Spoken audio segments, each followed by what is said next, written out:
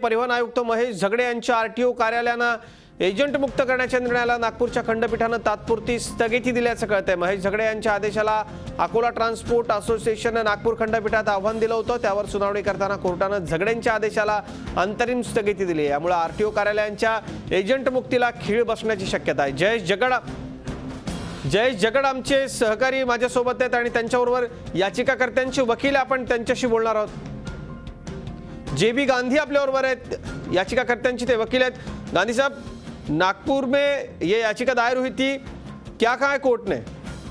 जी, ये याचिका हमने ऐसा दाखिल किया था जी कि जो 12/1/2015 को इन्होंने कम्युनिकेशन इशू किया है सारे आरटीओस को पूरे महाराष्ट्र में, जिससे सारे एजेंट्स आरटीओ के उनको एंट्री नहीं दिया है। ये पिटीशन हमने सारे ट्रक ओनर्स एसोसिएशन की तरफ से दाखिल किया है, जिसके अंदर इनके जो legally authorised appointed legal authority Gandhi साहब मैं आपको रोकना चाहूंगा, माफ कीजिएगा।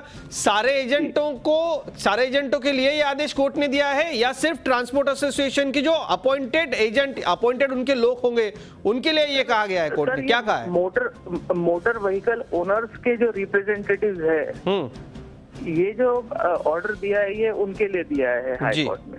जी कोर्ट ऑर्डर की कॉपी आपको मिल गई है, उसमें डिटेल क्या कहा है कोर्ट ने? बिल्कुल संक्षेप में हमें बताइए।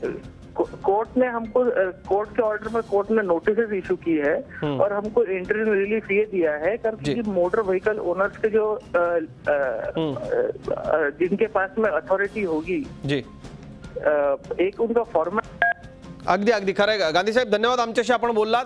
पण आपल्या कार्यक्रमात महेश झगडे आले होते, त्यांनी हे सांगितलं होतं की शोरूमचे किंवा ट्रान्सपोर्टच्या भरपूर ज्यांच्याकडे गाड्या आहेत अशा लोकांचे लोक आले तर चालतील, पण असं लेटर ऑफ ऑथॉरिटी अनेकांचं घेऊन काम करणाऱ्या एजंटच्या बाबतीमध्ये आरटीओनं बंदीचा हुकूम काढलेला आहे। आता नेमका या कोर्टाच्या आदेशाचा अर्थ काय लागतो, कसा लागतो, त्यावर ही बंदी उठणार की तशीच राहणार हे ठरणार आहे। झी 24 तास रहा एक पाऊल पुढे।